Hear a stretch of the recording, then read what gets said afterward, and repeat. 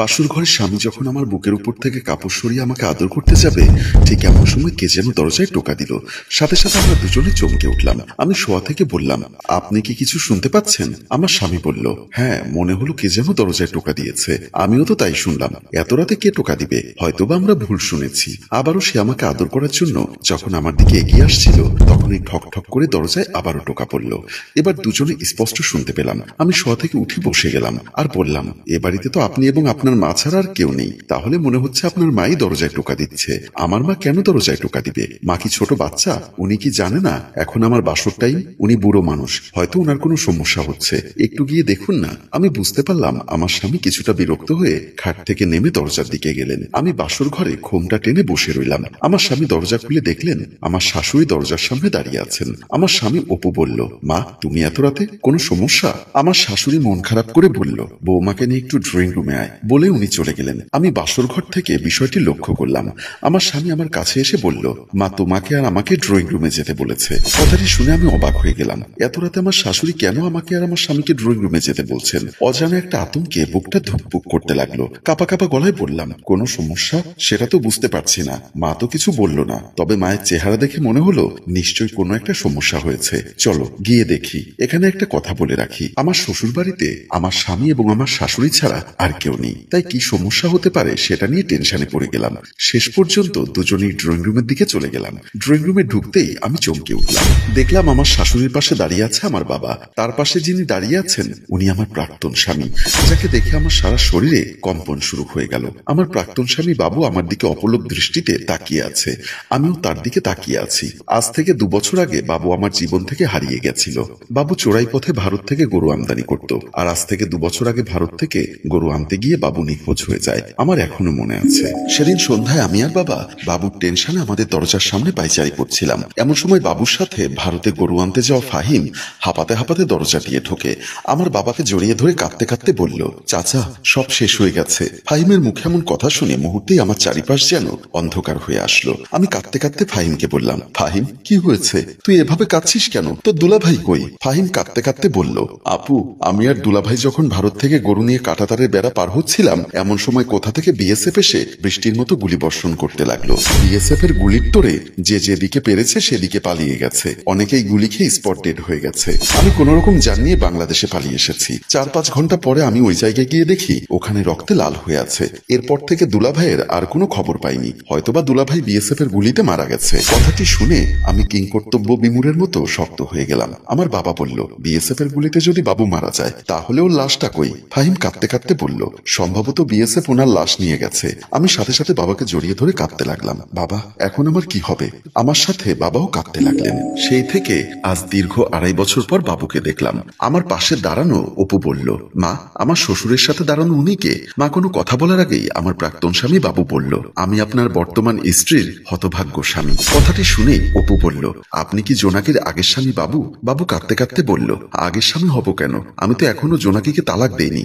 একটা ভুল বোঝাবুঝির কারণে হয়তোবা জোনাকির সাথে আপনার বিয়ে হয়েছে, কিন্তু শরীয়ত মোতাবেক জোনাকি তো এখনো আমার স্ত্রী। অপু বলল, আমরা যতটুকু জেনেছি আপনি তো বিএসএফ এর গুলিতে মারা গেছিলেন। আপনারা ভুল শুনেছেন। সেদিন বিএসএফ এর গুলিতে আমি মারা যাইনি। গুলির তোরে সবাই যখন দিক বেদিক পালিয়ে গেছিল তখন আমি স্পটে মাথা ঘুরে পড়ে যাই। বিএসএফ এসে আমাকে ধরে নিয়ে যায়। দীর্ঘ 2 বছর আমি ভারতের কারাগারে বন্দী ছিলাম। 2 বছর পর 6 মাস আগে ওরা আমাকে বাংলাদেশ সরকারের কাছে হস্তান্তর করে। অবৈধভাবে ভারত থেকে গরু চোরাকারবারি করার দায়ে বাংলাদেশ আদালত আমাকে 6 মাসের জেল দেয়। আমি বিগত 6 মাস সাজা খেটে আজ সকালে জেলখানার মহিলা পুলিশ অফিসার দোলা স্যার আমাকে ডেকে নিয়ে বললেন, আপনার নাম বাবু, তাই না? জি স্যার, আমার নাম বাবু। বাংলাদেশের মাননীয় আদালত আপনাকে 6 মাসের জেল দিয়েছিল। আজ আপনি বেল পেয়েছেন। আমি যতটুকু জানি ভারতের কারাগারে 2 বছর ছিলেন আর বাংলাদেশের কারাগারে 6 মাস। আপনার অপরাধ কি আপনি জানেন? জি জানি। অবৈধভাবে ভারত থেকে গরু চোরাকারবারি করতাম। এখন কি জেল থেকে বের হয়ে আবারও চোরাকারবারি শুরু করবেন? না স্যার, আমি আর ওই কাজ করব না। এই 2.5 বছরে আমার সবকিছু তছনছ হয়ে গেছে। আমার স্ত্রী কোথায়, আমার মা বাবা কোথায়, তার কোনো খবর আমি পাইনি। আপনার ঘরে কে কে আছেন? গ্রামের বাড়িতে থাকেন আমার বৃদ্ধ বাবা মা, আর জেলা শহরে থাকেন আমার স্ত্রী এবং শ্বশুর। আপনি এই 2.5 বছর তাদের সাথে যোগাযোগ করেননি কেন? ভারতের কারাগার থেকে বাংলাদেশের কারোর সাথে যোগাযোগ করার কোনো সুযোগ ছিল না। আর বাংলাদেশে এসে আমি ইচ্ছা করে ওনাদের সাথে যোগাযোগ করিনি, কারণ আমার স্ত্রী আমাকে 1000বার নিষেধ করেছিল এই কাজ না করতে। কিন্তু আমি অতিরিক্ত লোভের আশায় এই কাজটা করতাম। কোন মুখে ওদের সামনে দাঁড়াবো? তাই আজ একেবারে পাপ চাপমুক্ত হয়ে ওর সামনে গিয়ে বলবো, জোনাকি আমি আজ থেকে তোমার কথা রাখবো আর ও পথে পা বাড়াবো না। বলতে পারেন আমার স্ত্রীকে সারপ্রাইজ দিব।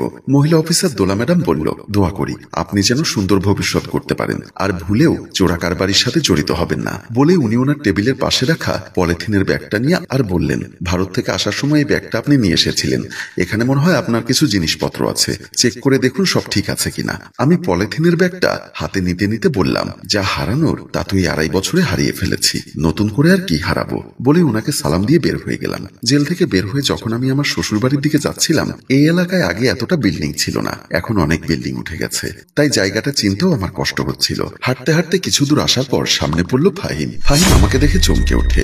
আমি ফাহিমকে দেখে বলি, ফাহিম তুই কেমন আছিস? ফাহিম আমাকে দেখে ভূত দেখার মতো তাকিয়ে আছে। আমি লক্ষ্য করে দেখলাম সে থির থির করে কাঁপছে। আমি বললাম, কি রে ফাহিম, তুই কি আমাকে চিনতে পারছিস না? ফাহিম কাঁপা কাঁপা গলায় বলল, আপনি কি বাবু ভাইয়ের ভূত হয়ে আমাকে মেরে ফেলতে এসেছেন? বিশ্বাস করুন সেদিন নিজের জীবন নিয়ে দৌড় দিয়েছি। বাবু ভাই বিএসএফ এর গুলিতে মারা গেছে, এখানে আমার কোনো দোষ ছিল না। আমি তখন হাসতে হাসতে বললাম, আরে পাগল, আমি মারা যাইনি, আমাকে বিএসএফ ধরে নিয়ে গেছিল। তারপর ফাহিম আমার দিকে ভালো করে তাকিয়ে বলল, এজন্যই বুঝি মুরব্বীরা বলে রাখে আল্লাহ মারে কে। আচ্ছা এখন ওসব বাদ দে, তুই এখন আমাকে আমার শ্বশুর বাড়ি নিয়ে চল। আমি রাস্তাঘাট চিনছি না, ওনারা তো এখানে থাকে না, ওনারা এখন ঢাকায় চলে গেছেন। কি বলিস, ওনারা ঢাকায় চলে গেল কেন? আমরা তো সবাই ভেবেছি আপনি বিএসএফ এর গুলিতে মারা গেছেন। তাই জোনাকি আপু সারাক্ষণ আপনার কথা ভেবে কাঁদে। কাঁদতে কাঁদতে উনি অসুস্থ হয়ে গেলেন। ডাক্তারের কাছে নিয়ে গেলে ডাক্তার বলে ওনাকে স্থান পরিবর্তন করাতে, যাতে উনি ওনার স্বামীর শোক কাটিয়ে উঠতে পারে। ওনারা ঢাকায় কোথায় থাকে তুই কি কিছু জানিস? হ্যাঁ, আমি মাঝে মধ্যে ওখানে গিয়ে ওনাদের দেখে আসি। তুই আমাকে তাড়াতাড়ি ঠিকানাটা দে, তো জোনাকি আপুর জন্য আমার মনটা ছটফট করছে। তারপর ফাহিম আমাকে ঠিকানা বলতে লাগলেন। তার মুখে ঠিকানাটা শুনে আমি আর 1 সেকেন্ড দেরি না করে ওখান থেকে সোজা ঢাকায় চলে আসি। ফাহিমের দেওয়ার ঠিকানা মোতাবেক বাসার সামনে গিয়ে কলিং বেল টিপতে লাগলাম, কিন্তু ভেতর থেকে কেউ দরজা খুলছে না। ওদিকে জোনাকিকে দেখার আশায় আমার মনটা অস্থির হতে লাগলো। আমার কাছে 1 সেকেন্ড 1 বছরের মতো মনে হতে লাগলো। আমার ত্রুষিত হৃদয়ে জোনাকিকে জড়িয়ে ধরার জন্য আকুল হতে লাগলো। আমি ঘন ঘন কলিং বেল টিপতে লাগলাম, কিন্তু ভেতর থেকে কেউ দরজা খুলছে না। আমার ইচ্ছা করছিল দরজা ভেঙে ভেতরে ঢুকে জোনাকিকে জড়িয়ে ধরি আর গলা ফাটিয়ে কাঁদতে কাঁদতে বলি, জোনাকি আমি এসেছি, তোমার বাবু তোমার কাছে ফিরে এসেছে। আমি যখন আবারও কলিং বেল টিপতে যাব তখনই আমার শ্বশুর দরজা খুলে দেয়। শ্বশুর আমাকে দেখে চোখ বড় করে আমার দিকে তাকিয়ে থাকে। আমি শ্বশুরকে সালাম দিয়ে বললাম, বাবা আমি বাবু, আপনার মেয়ে জোনাকি কোথায়? আমার শ্বশুর তখন আমার হাত ধরে টেনে ঘরের ভেতরে ঢুকিয়ে ফেলে। ড্রয়িং রুমে গিয়ে দেখি চারিদিকে ঝিনুক লাইট জ্বলছে।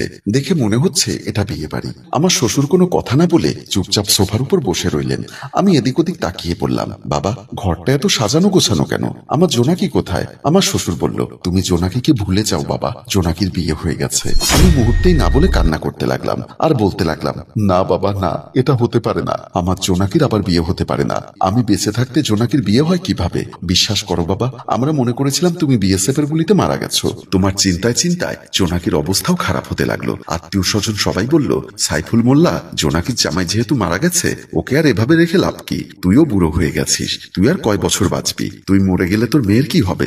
জোনাকিকে তুই কার কাছে রেখে যাবি? তার চেয়ে বরং কোনো একটা ভালো পাত্র দেখে জোনাকির বিয়ে দিয়ে দে। শেষ পর্যন্ত আমি নিরুপায় হয়ে জোনাকিকে আজ একটা ছেলের সাথে বিয়ে দিয়ে দিয়েছি। তুমি যদি আজ বিকালেও আসতে তাহলে আমার জোনাকি অন্য কাউকে কবুল বলতো না। বিশ্বাস করো সে এই বিয়েতে রাজি ছিল না। আমরা সবাই জোর করে ওকে বিয়ে দিয়েছি। আমি তখন কাঁদতে কাঁদতে বললাম, বাবা ভাগ্য আমার সাথে এমন খেলা খেলবে আমি সেটা কখনোই কল্পনা করিনি। যা হবার তাই হয়ে গেছে। আমি কি শেষবারের মতো একবার জোনাকিকে দেখতে পারবো? সেটা কিভাবে সম্ভব? ওর তো এখন বাসর রাত চলছে। আমি কোনো সমস্যা করব না বাবা, শুধু জোনাকিকে বউ সাজে এক নজর দেখে চলে যাব। প্লিজ বাবা প্লিজ, আপনি না করবেন না। বলতে বলতে আমি শ্বশুরের পা চেপে ধরলাম। শেষ পর্যন্ত নিরুপায় হয়ে আমার শ্বশুর আমাকে এখানে নিয়ে এলো। সব কথা শোনার পর আমার বাবা বলল, বাবা অপু তুমি আমাকে ক্ষমা করে দাও। বিশ্বাস করো আমি জানতাম না বাবু বেঁচে আছে। যদি জানতাম তাহলে কি আমি আর আমার মেয়েকে বিয়ে দিতাম? পাশে দাঁড়ানো আমার শাশুড়ি বলল, আমার ছেলের কপালটাই পোড়া, তার আগের বউ পরকিয়া করে পালিয়ে গেছে। বউ পালিয়ে যাওয়ার পর আমার অপু আর বিয়ে করতে চাইনি। আমি একরকম জোর করে ওকে বিয়ে করালাম। যাও সব জেনে শুনে বিয়ে করালাম, সেখানে বৌমার আগের স্বামী এসে উপস্থিত। এখন এই সমস্যার সমাধান কিভাবে দিব?